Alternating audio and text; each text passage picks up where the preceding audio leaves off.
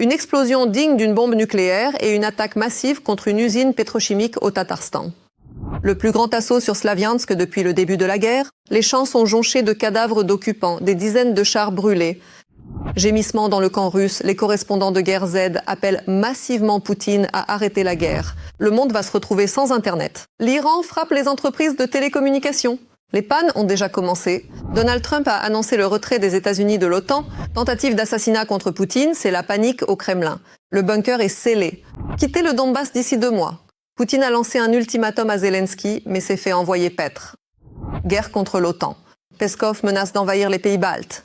Le Kremlin prépare le pays à une mobilisation générale. Les frontières sont sur le point de fermer. Un palais de 2000 mètres carrés. La luxueuse datcha de Medvedchuk, l'allié de Poutine, à Roubliovka. Une enquête choquante. La mère de Volodine, âgée de 89 ans, gagne des centaines de millions de roubles grâce à la guerre. Bonjour, je m'appelle Katerina Nesterenko et voici tout de suite l'essentiel de l'actualité. Mais d'abord, aimez cette vidéo et abonnez-vous à notre chaîne pour ne plus nous perdre de vue sur YouTube. Oufa passe le relais à Nijnekamsk. Hier, le ciel au-dessus du Mordor s'est à nouveau assombri.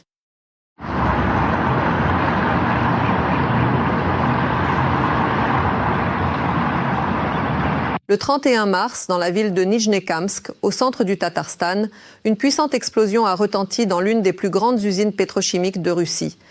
Nijnekamsk Neftechim. C'est le bordel, putain, j'hallucine. Les gars, mais c'est quoi? J'en sais rien. C'était quoi ça, merde? Une immense colonne de fumée s'est élevée. Un grave incendie s'est déclaré dans l'unité de production de caoutchouc synthétique.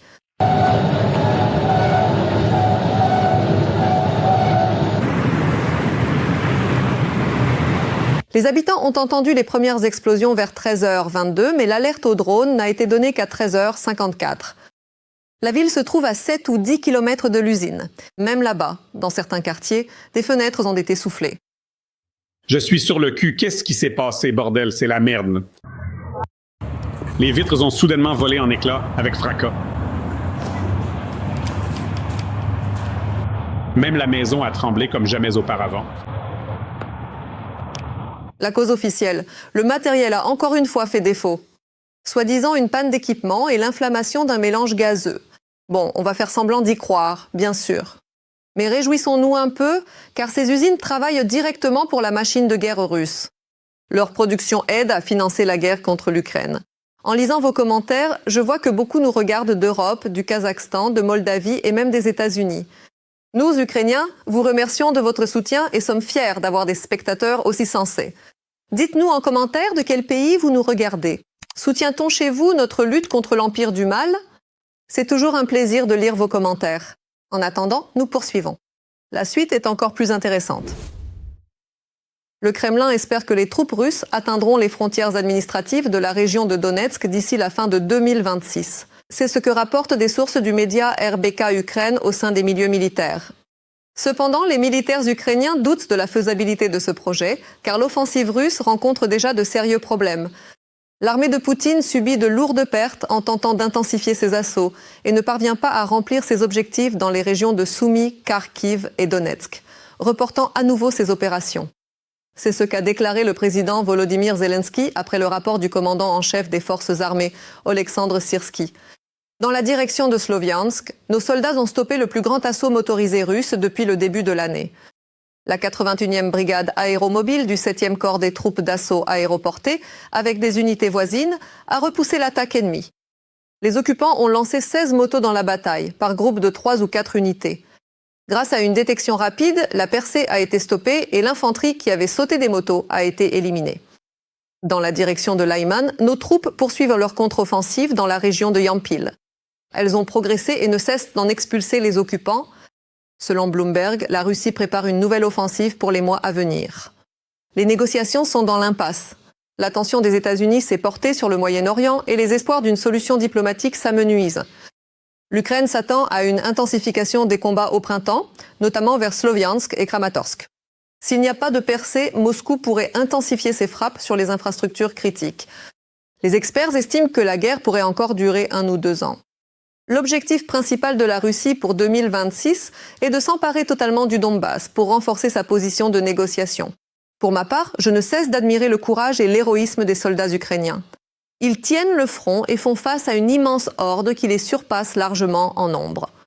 C'est pourquoi je vous appelle à soutenir l'armée, et si vous ne pouvez pas le faire financièrement, écrivez-leur un mot de soutien en commentaire. Je sais qu'ils nous regardent.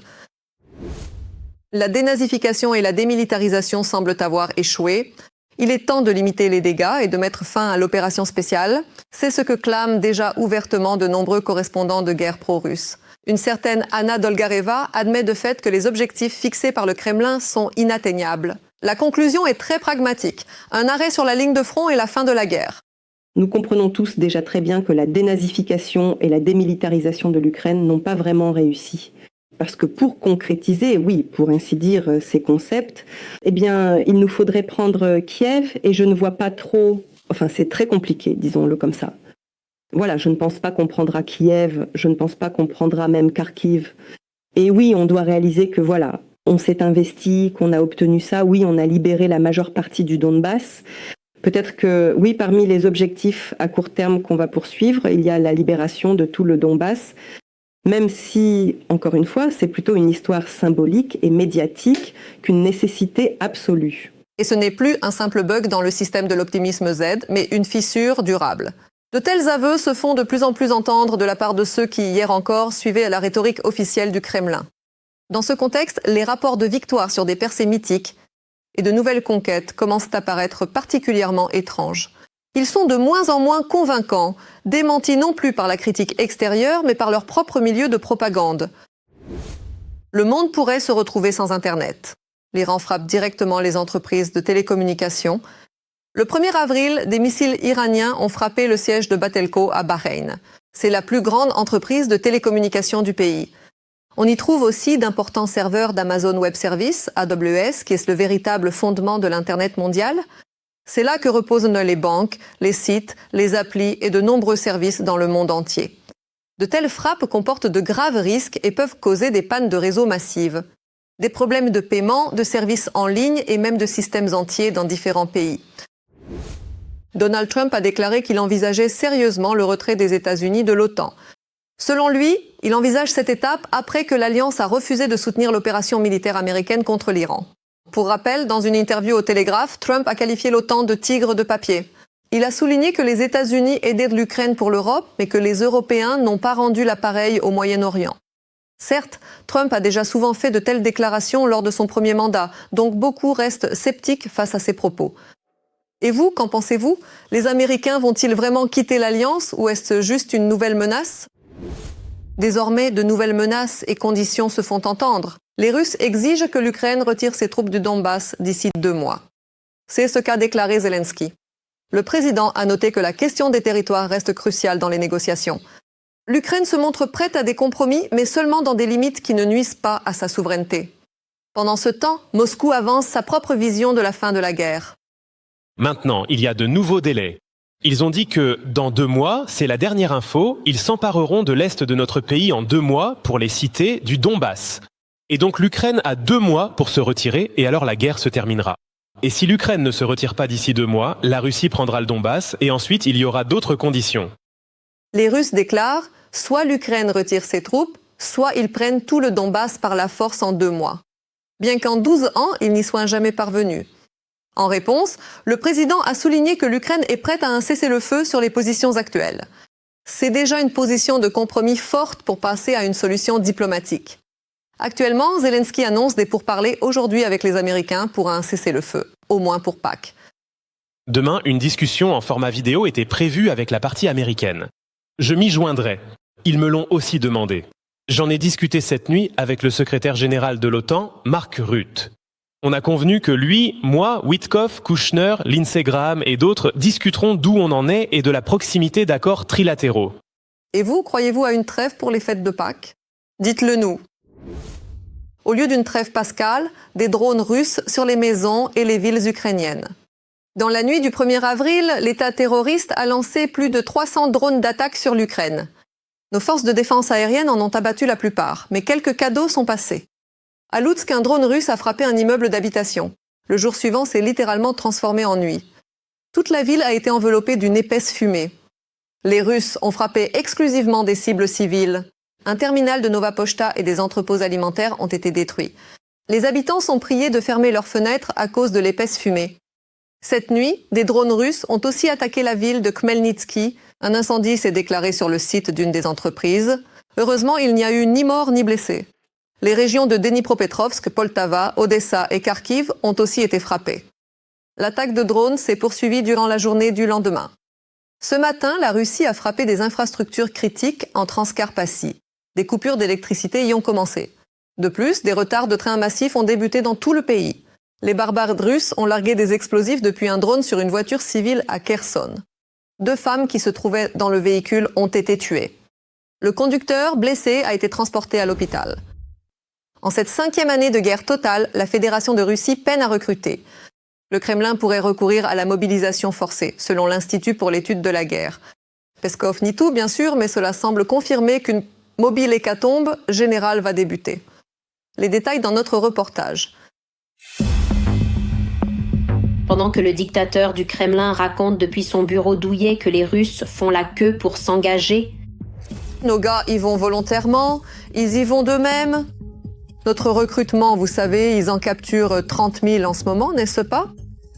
Mais chez nous, 50 à 60 000 par mois viennent d'eux-mêmes. Au front, les soldats russes maudissent ce jour, car certains ont été appâtés par l'argent sans rien toucher, d'autres ont été dupés. Je réalise qu'on m'a tout simplement laissé tomber. Des histoires comme celle-là, il y en a des milliers, et de moins en moins de gens veulent mourir pour Poutine. Le Kremlin rencontre de graves problèmes de recrutement pour son armée. En Russie, aujourd'hui, pratiquement plus personne n'est réellement prêt à signer avec le ministère de la Défense. Même pour une prime de 3,5 millions de roubles. Même avec la promesse d'un salaire mensuel élevé, le nombre de volontaires ne cesse de diminuer. Avant, ils étaient assez nombreux, mais aujourd'hui, même ceux attirés par l'argent du sang et l'appât du gain facile se font de plus en plus rares. Tous ceux prêts à se battre pour l'argent ont déjà signé, et les ressources de l'État, pour augmenter encore les primes, s'épuisent.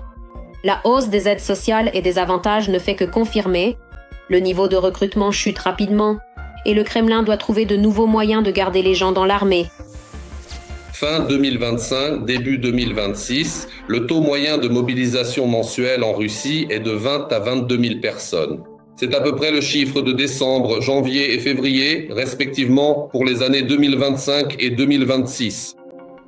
Dans ces conditions, il est très difficile non seulement de compenser, mais même d'augmenter les effectifs. En Russie, les critiques fusent sur l'échec de la campagne de recrutement de volontaires, surtout pour les unités de système de drones. Ce n'est pas non plus la catégorie moyenne de Russes qui arrivent de la rue et signent un contrat. Ce sont des gens qui doivent avoir certaines compétences de base et même, j'irai plus loin, posséder un certain niveau d'intelligence. Faire d'un simple troufion mobilisé, autrement dit d'un soldat ordinaire, un opérateur, en faire un opérateur de drone hautement qualifié, c'est vraiment très peu probable. Selon l'Institut pour l'étude de la guerre, les recrues potentielles hésitent souvent à signer, principalement par peur réelle d'être transférés dans l'infanterie d'assaut. On a vu plusieurs fois des tankistes, des artilleurs ou des pilotes de drones être envoyés au front pour des assauts. L'an dernier, il y a même eu un cas assez remarquable, particulièrement flagrant, où 2 membres assez bien connus des forces de drones russes, des forces d'occupation, ont été envoyés à l'abattoir. Le Kremlin n'arrive plus à compenser les pertes et bientôt il n'y aura plus de soldats. Leur seule issue est de les envoyer au front par la force. Mais pour la société russe, c'est une ligne rouge qui pourrait mener à une grave explosion sociale. Si la Russie ne parvient pas dans un futur proche à augmenter le niveau de mobilisation volontaire, elle sera probablement contrainte de passer à une mobilisation générale ou peut-être hybride. Ils feront ça de façon hybride comme en 2022 quand a été organisé. C'était exactement la même mobilisation générale, mais cette fois-ci, ils l'ont appelée mobilisation partielle. Elle a duré environ 3 mois. Mais ils ont tout de même mobilisé plus de 300 000 hommes. Selon l'état-major ukrainien et l'Occident, les pertes russes en 2026 dépassent les renforts. avec 45 000 hommes par mois. La Russie perd plus de soldats qu'elle n'en mobilise, ce qui l'oblige à recruter des étrangers. Depuis un certain temps déjà, il faut bien le souligner, les pertes mensuelles subies par les forces russes dans la zone de combat ne sont plus véritablement compensées uniquement par la mobilisation volontaire. Ces pertes sont compensées par d'autres moyens, comme le recrutement dans les pays du tiers-monde, en Afrique, à Cuba, en Amérique latine ou en Asie centrale. En d'autres termes, la Russie tente actuellement de catalyser au maximum ses campagnes de recrutement en dehors de la Fédération de Russie. Poutine a déjà perdu cette guerre depuis longtemps, mais il continue de s'accrocher de toutes ses forces et de montrer sa puissance. Mais il est peu probable qu'une mobilisation forcée puisse l'aider à présent. Le mécontentement des citoyens russes ne cesse de croître. Pendant ce temps, le Kremlin menace officiellement d'envahir la Lituanie, la Lettonie et l'Estonie, selon le porte-parole moustachu de Poutine, Dmitri Peskov. Ces pays mettent leur espace aérien à la disposition de l'Ukraine pour des attaques de drones contre la Russie. Et, comme l'affirme la partie russe, mais ils vont prendre des mesures. Certains experts admettent globalement que Moscou pourrait lancer une agression dès l'année 2026. Les services de renseignement allemands indiquent que la Russie renforce activement ses infrastructures militaires contre l'Occident en vue d'un affrontement potentiel à moyen terme. Le journal Bild a publié des simulations selon lesquelles la Russie pourrait tenter d'occuper la Lettonie et une partie de la Lituanie en 10 jours avant une réponse complète de l'OTAN. Des scénarios de guerre hybride sont également envisagés. L'un de ces scénarios est celui des provocations. Les Russes peuvent soit lancer leurs propres drones, soit détourner les drones ukrainiens vers les pays baltes. Le ministre ukrainien des Affaires étrangères, Andriy Sybiha, a fait part de données de renseignement. Nous n'avons jamais dirigé de drones vers ces pays. Et nous travaillons avec nos partenaires pour les protéger de tels incidents à l'avenir. Hier, le ministère des Affaires étrangères a fait une déclaration officielle à ce sujet, disant que nous regrettons ce qui s'est passé. De plus, je peux affirmer avec certitude que dans tous ces cas, il s'agissait d'actions russes absolument délibérées et ciblées. Nous disposons d'informations fiables et précises, pour être plus précis, indiquant que les Russes détournent délibérément des drones vers les pays baltes. En effet, ils le font afin d'utiliser ces événements de ce type à des fins d'information et de propagande. Les pays baltes comptent bien sûr sur l'article 5 de l'OTAN, mais comme on a pu le voir, il ne fonctionne pas très efficacement, car il y a trop d'exceptions. Pendant ce temps, Medvedchuk a refait surface dans l'espace médiatique et comme d'habitude, pas les mains vides, mais avec les mètres carrés de Marchenko. Et un véritable ami, on le découvre parfois sincèrement dans les moments vraiment difficiles de la vie. Dans ma famille, chez moi. Les journalistes de Slitstvo Info ont déniché sur les terres de Rubliovka un nid familial d'environ 2000 mètres carrés. 4 parcelles, un manoir imposant datant de 2015 et tout l'attirail d'un isolement luxueux. Officiellement, tout est enregistré au nom d'une société russe liée à Oksana Marchenko. Et cet actif est géré par la fille de 21 ans de Medvedchuk, qui est aussi par ailleurs la filleule de Poutine. Une maison d'habitation de 2217 mètres carrés dans ce même village de Zhukovka. Voici l'objet sur la carte cadastrale de la Fédération de Russie. Et maintenant, voici la visite vidéo. Pour filmer toutes les pièces du palais, l'agent immobilier a eu besoin de 11 minutes. La vidéo a donc dû être considérablement raccourcie. Une maison à 9 km de Moscou avec un cinéma, plusieurs chambres, une salle de sport, un ascenseur et une vidéosurveillance discrète. Dans la cour, un garage et un parking pour 10 voitures au total. Pourtant, les propriétaires n'y vivent pas. Le bien est loué 120 000 $ par mois. Selon Yandex Immobilier, l'année dernière encore, c'était la maison en location la plus chère de la banlieue de Moscou. On dirait que dans cette course au luxe, quelqu'un a décidé de rivaliser avec le standard du bunker. Les prochains mois seront décisifs pour le Kremlin. Ils sont convaincus que derrière les manifestations contre les restrictions d'Internet se cachent des ennemis de l'intérieur capables de tout, y compris d'assassiner Poutine. Nous verrons ensuite comment Poutine a franchi les soi-disant lignes rouges et s'est attiré les foudres des élites russes. Les manifestations contre les restrictions d'Internet sont l'œuvre des élites russes qui préparent un attentat contre Poutine. Les tentatives actuelles de protestation ne semblent mineures et relativement inoffensives qu'à première vue. Quelqu'un d'influent se cache derrière. Il est possible que ces personnes soient même au Kremlin. Nous connaissons des projets de manifestations sérieuses qui pourraient poser problème à nos forces de l'ordre. C'est pourquoi nous coupons court à tout. Pour l'instant, ça marche. Et les organisateurs de ces villes manifestations vont maintenant défendre Internet, puis exiger la fin rapide de l'opération militaire spéciale. Et après, je n'exclus pas qu'ils organisent un attentat contre Vladimir Vladimirovitch. Je suis sûr que c'est déjà en préparation, a déclaré l'interlocuteur de la chaîne. En fait, les villes manifestations dont parle la source de la tabatière du Kremlin au sein du Kremlin sont les protestations contre les restrictions d'Internet. Ces derniers jours, des gens sont descendus dans les rues de plusieurs villes de Russie à la fois. Et ils sont sortis, bien que les actions n'aient été autorisées dans aucune région. Les actions elles-mêmes, il faut l'admettre, ont été peu suivies et ont été rapidement réprimées. Certains organisateurs ont été arrêtés avant même le début des rassemblements. Mais au Kremlin, je le rappelle, on affirme que les rassemblements sont l'œuvre d'ennemis de l'intérieur. Les gens ne manifesteraient pas à cause des restrictions d'Internet. Les protestations en Russie concernant la coupure de Telegram sont-elles organiques ? Organiques ? Parce qu'une partie des gens perçoit cela comme un certain signal de rupture de leur, contrat social, oui, entre le peuple et Poutine. En quoi consiste-t-il au fond ? Que Poutine fait ce qu'il veut, mais ne touche pas aux Russes. Eh bien, s'il veut, disons, faire la guerre à quelqu'un, ce n'est pas par la mobilisation, mais par des contrats. Voilà, il recrute des gens, des mercenaires d'Asie centrale, du Moyen-Orient, des clandestins qui travaillent en Russie. L'essentiel est de ne pas toucher aux Russes eux-mêmes. Quant à ces fameux ennemis de l'intérieur qui prépareraient un attentat contre Poutine, là aussi, comme on dit, il y a une nuance. Les services secrets de la Fédération de Russie, je pense que leurs analystes ont déjà compris que les suites de la fin du conflit au Moyen-Orient, il est fort probable que Trump vienne aussi rendre visite à Poutine. Comme les Américains sont allés voir Maduro, comme ils sont allés voir le défunt Khamenei en Iran, et même, au fond, ce qui est arrivé à Assad en Syrie. Cela a commencé à inquiéter au plus haut point le président de la Fédération de Russie.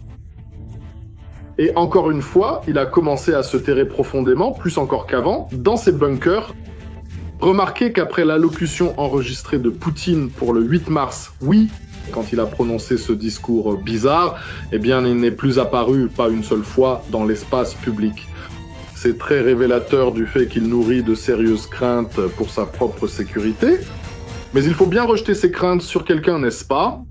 On ne va pas les rejeter sur Trump maintenant, alors qu'ils essaient plus ou moins de stabiliser leurs relations, et même de profiter de la levée des sanctions, de la hausse des prix du pétrole. Mais non, bien sûr que non. Bref, pendant que les Russes se rassemblent pour des manifs franchement inoffensives, le Kremlin alimente la thèse des ennemis de l'intérieur et nie l'évidence. Les gens sont sortis dans la rue parce qu'ils sont mécontents de la politique du Kremlin. Au Moyen-Orient, on fait la queue pour obtenir l'aide de l'Ukraine. Zelensky qualifie cela de moment historique. L'Arabie Saoudite, les Émirats et le Qatar attendent l'aide de l'Ukraine. Voici les détails. Au Moyen-Orient, il y a une véritable file d'attente pour les technologies ukrainiennes. Après les visites du président Zelensky, presque chaque pays veut signer des contrats de défense. On sent une attitude positive envers l'Ukraine, nos soldats et notre expérience. Un grand respect pour l'Ukraine et j'en suis reconnaissant envers les dirigeants. Il y a déjà des accords historiques. Ukraine, Arabie Saoudite, Émirats Arabes Unis, Qatar. Nous travaillons aussi avec la Jordanie et le Koweït. Il y a également des demandes supplémentaires de Bahreïn et d'Oman. L'Ukraine a choqué le monde avec ses inventions et désormais les États attaqués par l'Iran, entre autres, veulent des drones intercepteurs et des drones marins capables d'aider à débloquer le détroit d'Ormuz. Nous avons commencé avec de simples drones maritimes kamikazes, puis nous avons créé des drones à tourelles capables d'abattre des hélicoptères. Désormais, nous avons des drones qui peuvent abattre des chasseurs russes depuis la mer. Nous avons conçu des vedettes transportant d'autres drones à leur bord. Il existe aussi des vedettes frappant des cibles terrestres depuis la mer. Nous développons des drones plus stables, capables d'opérer plus longtemps et plus efficacement en mer. Bientôt, dans un futur proche, nous aurons des systèmes capables d'opérer même en conditions océaniques. Nous travaillons aussi activement sur des systèmes sous-marins. Dès à présent, des experts ukrainiens sont au Moyen-Orient pour aider les pays à se protéger des shaheds iraniens. Actuellement, 201 Ukrainiens se trouvent dans la région du Moyen-Orient et du Golfe Persique. 34 autres sont prêts à être déployés. Ce sont des experts militaires. Des experts qui savent comment se défendre, comment aider face aux drones Shahed. Nos équipes sont déjà aux Émirats, au Qatar, en Arabie Saoudite et se dirigent vers le Koweït. Nous coopérons avec un certain nombre d'autres pays. Des accords ont déjà été conclus. Nous ne voulons pas que cette terreur du régime iranien contre ses voisins réussisse. Pendant ce temps, Trump, principal instigateur de la guerre en Iran, affirme toujours que l'aide à l'Ukraine est inutile et que l'arme magique américaine gère tout parfaitement. Le Qatar, l'Arabie Saoudite, les Émirats Arabes Unis, le Koweït, Bahreïn, ils sont formidables.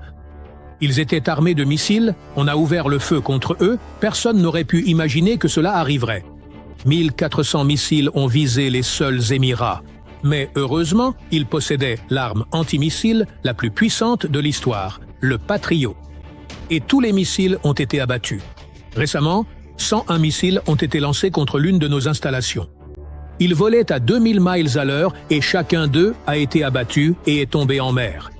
C'est une technologie incroyable. Personne d'autre au monde n'en possède une pareille. Et le fait que Donald Trump ne puisse toujours pas l'admettre et dise sans cesse que Zelensky ne devrait pas aider l'Amérique, que c'est la dernière personne dont on a besoin, que l'Ukraine n'aide en rien, cela prouve une fois de plus l'incompétence, l'arrogance et le décalage de l'homme du bureau ovale, qui ne comprend absolument rien à ce qui se passe dans les opérations militaires. Et à quel point cela peut avoir des conséquences profondes et graves pour l'avenir de l'Amérique. Et ce, alors que les fameux missiles américains coûtent des millions, tandis que les drones intercepteurs ne coûtent que quelques milliers. Ils utilisent des missiles Patriot à 4 millions de dollars. Ils sont peu nombreux. Selon les rapports, les États-Unis ont utilisé 300 Patriots pour abattre des drones iraniens. Cela fait 1,2 milliard de dollars pour 300 Shaheds, alors qu'abattre ces drones avec nos intercepteurs n'aurait coûté que 600 000 dollars. Le monde pourrait apprendre beaucoup de l'Ukraine. On ne comprend pas ce qu'ils ont fait pendant 4 ans, vraiment. Parce que nous sommes déjà dans un état de guerre moderne, tant l'armée ukrainienne que l'armée russe. Mais l'armée américaine pensait qu'avec autant de missiles, de forces et de moyens, elle pouvait faire la guerre à l'ancienne. Face à l'Iran qui a dès le début utilisé la guerre russo-ukrainienne comme terrain d'essai pour ses drones, se préparant à une bataille acharnée au Moyen-Orient. Et c'est bien sûr une histoire très étrange. Bien sûr, dans toute cette histoire, il y aura un avantage majeur pour l'Ukraine, car les pays du Golfe Persique, restés neutres jusqu'ici, peuvent désormais apporter une aide précieuse dans la guerre contre la Russie. Et pour l'Ukraine, ce n'est pas seulement une question de prestige et de respect envers notre peuple, c'est une question tout à fait concrète et pratique. Nous exportons notre système de défense, les compétences de nos soldats, les connaissances que nous possédons. Et de la part de ces États, nos partenaires, nous comptons sur une coopération correspondante en matière de sécurité. Nous avons déjà convenu des possibilités de renforcer la défense aérienne, du développement conjoint des productions de défense et de la coopération énergétique, en ce qui concerne le diesel et d'autres choses. L'Ukraine s'affirme activement dans le monde entier, non seulement comme un État avec lequel il faut compter, mais comme un partenaire fiable sur lequel on peut s'appuyer, et comme l'expert principal des technologies de la guerre moderne. Le président de la Douma d'État, Vyacheslav Volodine, et sa mère de 89 ans, ancienne institutrice, se sont très bien installés. À l'issue de l'année 2023, les entreprises de l'agro-holding de la région de Smolensk ont vu leurs bénéfices grimper en flèche, presque tripler pour atteindre 164 millions de roubles. Et ce, malgré le fait que les vergers de pommiers aient perdu 74% de leur récolte à cause du gel. Comment ça? C'est très simple. L'État les a généreusement inondés d'argent. Rien qu'à une seule entreprise, ils ont donné plus de 81 millions de roubles de subvention, soit plus que la totalité de son bénéfice net. Au total, l'entreprise familiale a reçu du budget plus de 222 millions de roubles d'aide publique. Le patrimoine foncier de la mère de Volodine continue de croître. Les actifs dépassent déjà les 4 milliards. Et pendant que les Russes ordinaires s'appauvrissent, l'économie du pays craque de toutes parts à cause des sanctions. Dans cette guerre provoquée par Poutine, pour la famille de ce haut fonctionnaire, tout est au beau fixe. Ils se sont bien installés, n'est-ce pas? C'est tout. Mettez un j'aime à cette vidéo et n'oubliez pas de vous abonner à notre chaîne Ukraine aujourd'hui pour ne pas manquer nos prochains épisodes. À bientôt.